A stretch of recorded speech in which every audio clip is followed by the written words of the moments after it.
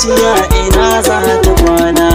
Wurin zuciya kullum ke kaiwa a yabo, cikin zuciya sake yayi nisa shi. So ne rayuwa in babu shi babu ni na tabbata madansa ba magani. Ke ce za na baiwa zuciya tintini, ki man agaji daure ki ban magani.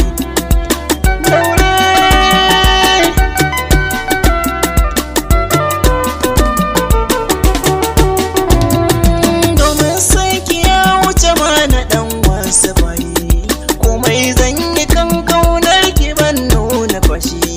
Ki ce za na rere ta kamar kwai da gaske, domin kin wuce haka babu ƙarya da gaske. Kai na ce da gaske,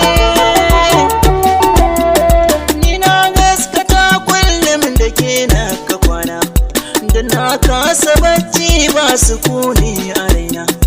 Idan babu ke a kusa na rai za ya kuna. Matso sahiba, matso sahiba na ce.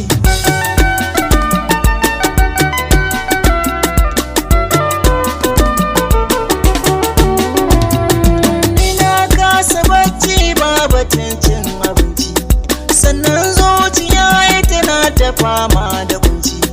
Ki lamarin kaunar ki ko na yi bacci, ni na shaida so in yayi kyau ka yi bacci.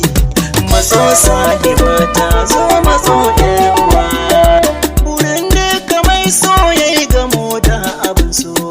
Idan an yi arba zuciya za ta san so, amma kar a sanya na koko madanki da ni ai da tawa akwai amana mai karko. Kurina na zo a gidan ku yau za na kwana, kauna ta ki ta bi jiki na tara tsaraina, tara tsaraina.